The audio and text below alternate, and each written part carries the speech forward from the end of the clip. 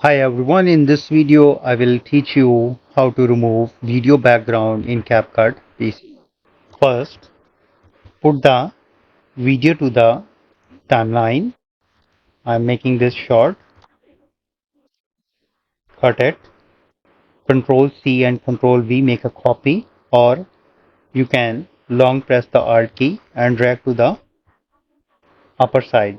On the right side, go to the video, click on remove BG, click on the auto remove, click on the library and take any background you want to put in.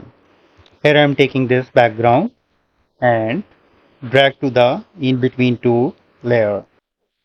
Cut it. That's it. Now let's play it how it looks. Wow, this is super easy and it looks so cool.